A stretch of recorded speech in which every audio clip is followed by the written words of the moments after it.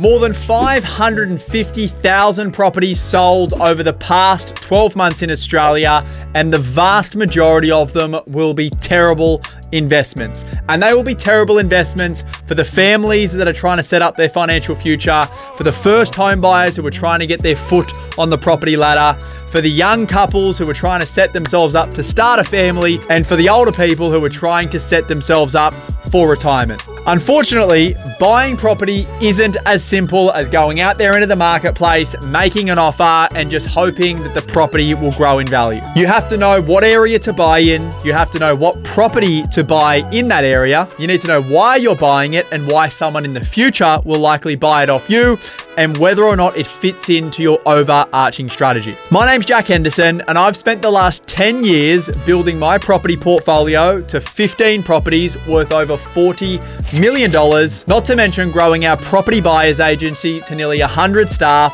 purchasing hundreds and hundreds of properties every single year for our clients in order to set them up for the future that they desire. Buying the right asset can be complicated, so I'm going to break it down as simply as I can by telling you the fundamentals we look for. Then I'll walk you through 2 different properties in 3 different locations and walk you through exactly what we would and would not buy and the reasons behind it. So let's jump into it. Now, before I run you through what aspects we look for when we're buying investment properties and what aspects we want to avoid, I want to walk you through exactly what I'm actually purchasing next in my portfolio and the reasons why it's actually different to the kind of properties I'm about to run you through. But the reason that I'm able to buy the properties that I'm purchasing next is because I purchased the properties that I am going to run you through. Now, I know that may seem a little bit confusing, but hear me out. Now, the property that I'm purchasing next is a piece of rural farmland of which we can operate a wedding venue out of. And the reason that I'm purchasing this asset, and I've already purchased an asset like this in the past, is because farmland in Australia over the past 20 years has had the strongest performance of capital growth. It's performed at circa 9% compounding over the past 20 years. So it has a really strong track record of performance, and naturally, they're not making any more farmland that can be farmed, so the land that there is all there will ever be. And all of the billionaires in Australia play in this space. Now, on top of this, you get some incredible tax advantages by buying primary production property. You get land tax breaks, you get to claim depreciation on things that you wouldn't usually get to claim depreciation on. The land itself actually produces something, whether it be cattle, whether it be sheep, whether it be crops. And then on top of that, there are certain rural zonings that actually allow you to run events and wedding venues from it, which naturally then makes the income you can generate from that property out of this world if you compare it to alternative investments like residential or commercial property. But, and there is a big but, to be able to get into these kind of assets, you need to have a huge amount of capital. Most banks will want to see 50 to 60% deposits. You would need $2.5 million for a deposit, plus then your stamp duty and costs on top, which 99% of the Australian population unfortunately does not have. But the way that you get the capital to be able to buy assets like this is to buy the kind of properties that I'm about to run you through, which is exactly what I've done over the past 10 years. And it's the exact thing to set me up to be able to go out there and buy much more expensive assets that require a lot more capital to get into them. Now, the reason I'm starting to buy more commercial assets now, and farmland specifically, is because there is much more upside with these kind of assets. You can manufacture a lot more value. They generate a much higher stream of income because they are active investments. They are not passive investments like residential real estate is. The capital growth has been exceptional over the past 20 plus years, and I want to be a part of that. And there is huge tax concessions, which makes it much easier to scale your portfolio. As you do start to get a larger portfolio, the expenses start to stack on top of one another. But this is not the approach you want to take when you are just starting out trying to build your foundation. You must build a very strong foundation first with strong assets that have strong capital growth, which will allow you to buy more property faster, grow your capital base, and then actually get into these commercial assets much later down the line. And I've been investing now for 10 years, like I mentioned, and I am just only now starting to purchase these assets because my foundational assets have set me up to be able to do so. Now, you're probably thinking, but Jack, what are the key criteria that my foundational properties must have so they have really strong growth and they'll allow me to actually get into commercial properties? Now, outside of buying in the right locations, we call them blue chip locations that I've already covered off in another video, which if you haven't seen, you should go back and watch. You need to make sure that you're buying the right assets or the right properties inside of those locations. And there are some key aspects that these properties must have so they outperform the marketplace and they actually make sure that you get much closer to your goals as opposed to being the anchor that holds you back from them. Now, there are 3 key aspects, and these key aspects are universal across the board. But what changes from location to location is what they actually look like. And I'll explain in more detail in just a minute. But the 3 aspects we look for is value add potential. They must serve the right purpose in your portfolio, and they must be the right property type for the location that you're buying in. Because there is not a one-size-fits-all approach, and you're about to discover that when I run you through these examples. Some say never buy apartments because apartments don't grow, but I'm about to show you apartments that have outperformed houses by 500% over the same period of time. Yet in another location, if you would have bought the same style of apartment, the house would have outperformed the apartment by more than 500%. So I'm about to run you through 3 different locations, of which are in 3 different states across the eastern seaboard. We've got New South Wales, we've got Queensland, and we've got Victoria. I'm going to run you through one property that I would buy in one of these suburbs and one property that I wouldn't buy. I'm going to run you through the numbers behind those properties and what would have happened if you bought the one that I wouldn't buy versus the one that I would buy, and then the reasons why I would and would not buy them. And by the end of this video, it's going to become very, very clear to you the things that matter when you're buying properties and the things that don't matter. And also the things that you must avoid and the things that the property must have. So we're going to start off in New South Wales. The suburb is Merewether, which is one of the best suburbs in the Newcastle region, which is about 2 hours north of Sydney. Now, inside of Merewether, regardless of the property you would have purchased over the last 30 years, you would have done well. You would have made money. There is no denying that. But one thing that I want to make sure that happens is when I invest, I don't just make money, but I outperform the market and I make as much money as I possibly can. So in this scenario, we have a house in Merewether, which is at the back of the suburb. It's a 3-bedroom home on 400 odd square meters of land. It's not in the most premium pocket of Merewether, but it's still in Merewether. Back in the year 2000, you could have purchased this house for $190,000. Only last month, the property just sold for $1.35 million, which equates to more than 600% of growth from when the property was purchased 25 years ago to now, which is not a bad return if you ask me, which equates to an annualized return of 24% if you are the owner that bought that property back in the year of 2000. Now, 24% annually is more than 4 times better than the Australian average 6.7% growth rate. But if we compare that to another property that sold at a very similar time for a very similar price, the results are very, very different. And this is an apartment. And I thought we were told that apartments are bad investments and we should never buy apartments. You see, this apartment is still in Merewether, the same suburb. The difference is this apartment is in the most premium pocket of Merewether as opposed to the most inferior pocket of Merewether. This apartment sits right on the beach with uninterrupted views of the ocean. This apartment's in a small block of less than 20 apartments. It's a 2-bedroom, 1-bathroom, 1-car apartment that back in 1996 was sold for $195,000. So $5,000 more expensive than the house some 25 odd years ago. This apartment has just resold only a couple of months ago in 2025. This apartment didn't just sell for $5,000 more than the house, which is what it cost to buy 29 odd years ago, but it just sold for $2 million, which is $650,000 more than the house sold for, which means the capital growth of this 2-bedroom, 1-bathroom apartment in the same suburb was over $1.8 million, or over 920% more than the vendor paid for that property back in 1996, which gives it an annualized growth rate of 31% per annum, which is 7% more per annum than a house in the same suburb. So you see, if you would have used the blanket rule of never buy apartments, only buy houses, you would have left over $650,000 of money on the table. And I'm not sure about you, but I know I'd much rather have $650,000 in my pocket as opposed to someone else's pocket. And let me run you through how this happened. Merewether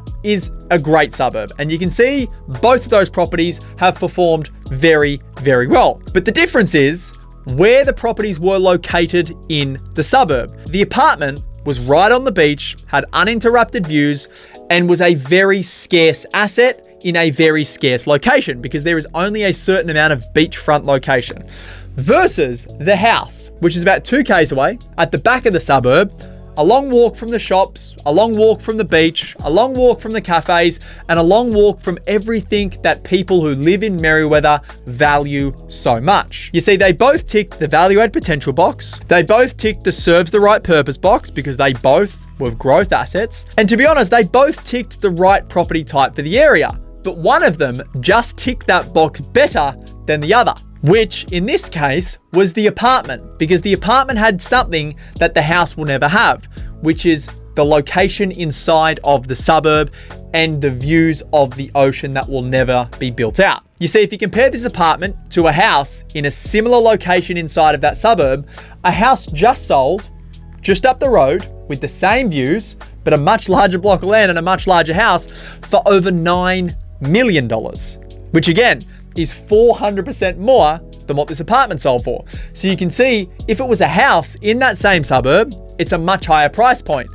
But some 25 odd years ago, you would also have to pay a significantly higher price for it. So in this instance, an apartment has outperformed a house in the same suburb that you could have purchased for a very similar purchase price some 25 years ago. And I believe over the next 25 years, that apartment's going to be worth even more money than the house and will probably outperform it even more because the features that the apartment have can't be replaced, which means it's going to become more scarce and become more valuable. So in this instance, I would have purchased the apartment over the house because it has scarcity elements that the house will never have. Now let's go north of the border. This time we're going to Queensland and specifically Brisbane.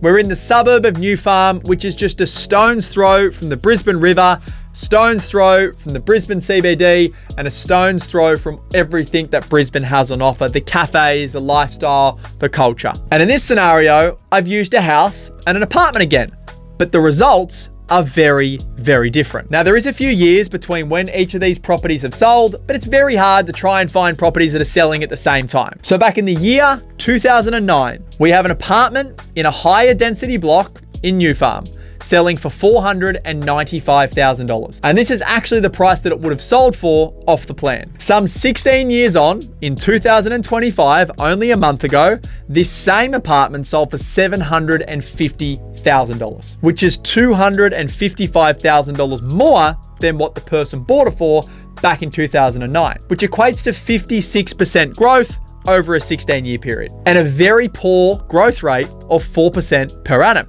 which has actually underperformed the Australian average. So you're in a blue chip suburb, you're close to everything that Brisbane has on offer, but it wasn't the right asset in the right suburb, and it actually didn't fit the purpose of a portfolio, which for me would be growth because I'm just starting out. So in this instance, I definitely wouldn't buy an apartment in New Farm because it would have underperformed the overall Australian property market by around half. But if we look just around the corner, also in New Farm, this time it's a house. Now, it did sell a few years prior and it sold for $230,000 in the year of 2001. And the house has also just resold only last month. It's in the same suburb.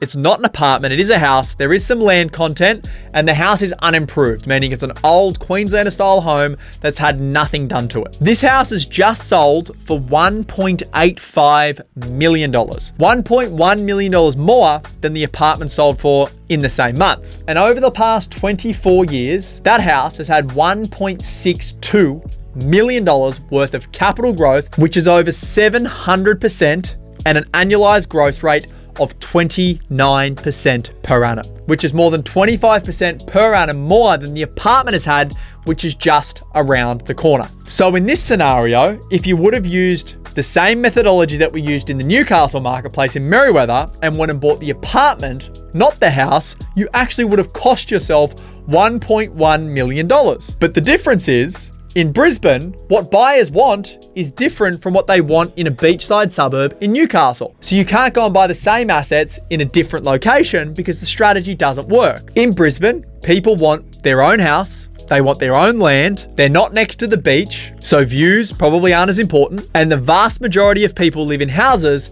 not apartments. So you'd be silly to go and buy an apartment. So in Brisbane, I wouldn't buy the apartment, I'd only buy the house. So it's not about saying only buy houses or only buy apartments. It's about saying what is the right type of asset to buy in this location, which is going to get me the outperformance and make me much wealthier, which in Brisbane, it wouldn't be an apartment. Now let's go south. Let's go all the way down to Victoria and let's go into a suburb called Frankston, which is just southeast of Melbourne CBD. Again, we've got two examples, one apartment, one house. This time, the apartment is in a boutique block of less than 8 apartments. It's a 2-story block, walk up, would have low strata levies. And if you would have purchased the apartment, you would have owned a large chunk of the land that apartment block sits on. Now, back in 2001, the apartment sold for $60,500. And again, this year in 2025, it sold for $310,000, which is more than 400% growth on the $60,500 it sold for in the early 2000s, an almost $250,000 gain, and a 17% annualized growth rate, which is almost 3 times the Australian average. So very, very strong. But when I show you the comparison, which is the property that I would buy, it will make you cry. And now these properties sold only 1 year apart. The apartment sold in 2001 and the property I'm about to run you through sold in 2002. And another thing that I'm going to point out, which will surprise you, is the price disparity back then has grown much larger over the last 20 to 25 years. So in 2002, you could have purchased a house in Frankston on a large block of land, which has a huge amount of value add potential, both of the existing dwelling and by being able to add a second dwelling to the rear of the property through subdivision. But back then, you would have had to cough up 50% more to buy this property than what it cost you to buy the apartment, because the apartment was $60,500 and the house was $91,500. So $31,000 more to buy the house than the apartment. But what you're going to see over 23 years, the house has grown from a $91,500 purchase price to just selling for $927,000, which over 23 years is more than $835,000 in growth, or 913%, which when you look at the annualized growth rate is out of this world, 40% annualized, more than double that of the apartment. Even though you would have had to pay 50% more for the house back in 2002 than what you would have purchased an apartment for, the difference in sale prices this year is that of almost 300%. So for something that would have cost you $30,000 more 22 years ago, that $30,000 extra would have then turned into over $600,000 worth of growth. And for the exact reason that you've bought in the right location, but you've unfortunately bought the wrong asset inside of that location. Sure, it had a little bit of value add potential, but nowhere near as much value add potential as the house of which you can subdivide the block. It may have been fit for purpose for growth, but I'd much rather $600,000 more growth with a house versus that of an apartment. And as time goes on, the gap between that apartment and the values of the houses in the same area is only going to get greater and greater. So again, if you would have purchased an apartment in Merewether, made a lot of money, outperformed most houses in the location, and then used the same strategy to go to New Farm and Frankston, you would have actually done much worse. And that's why it is so important to understand the niche marketplace that you're buying into, what the owner-occupier buyer wants in that marketplace, understanding the scarcity elements of property in that location, and then deeply understanding your strategy. What is important to you right now and what's going to be important in the future. And for anyone starting out, it's growth. Because I can near guarantee that the apartments in these locations would have had much higher rental yields than the houses. They would have had higher rents. They probably would have been cash flow positive where maybe the houses wouldn't have been. But if you are not optimizing for cash flow and you're optimizing for growth, chasing cash flow is the wrong thing to chase for. But if you are optimizing for growth and not for cash flow, which is what most people should be doing when they are starting out, just because the apartment had a higher cash flow doesn't mean it's going to be the asset that you should buy. Because if I could put $100 a week of positive cash flow in your pocket over the last 25 years, of which you would have paid tax on, versus potentially buying another asset that maybe wasn't putting $100 a week in your pocket, but then you get 25 years on to the future and it's grown by an extra $600,000 in Frankston or an extra $1.1 million in Brisbane, what do you think is going to make you wealthier? And like I've always said, cash flow may be king, but growth is God. Now, these examples may not be relevant for you. They might not be the right properties for you. They might not be the right locations for you. They might not be the right price points for you. But what it does show you is the exact process that I've personally gone through and the exact process we also go through for our clients every single day, so we can make sure we're buying the best possible assets in the best possible locations that have a proven track record of outperformance. Now, if you take these exact fundamentals and apply it to your own situation, while also figuring out where each asset fits into your overall strategy, you'll set yourself up to generate life-changing money, as you've seen in those examples. And what you need to remember is you would have been happy with any of those properties. Every single one of them made money, and they made a lot of money. But the difference between making $250,000 of growth and making $1.1 million of growth is the difference between driving a Toyota Camry and driving a Lamborghini. Now, earlier in the video, I mentioned that I'd created another video on how to select the right locations. And if you want to zoom out and get an understanding of how we go about selecting locations like New Farm, like Merriweather, like Frankston, and many other locations exactly like these, I've put together a video which will show you exactly how we select these locations and many more like it just here, which is the video you should understand before you then go out there and select the right asset inside of these locations. And if there's any other topics you'd like me to cover off or go deeper on, please let me know in the comments.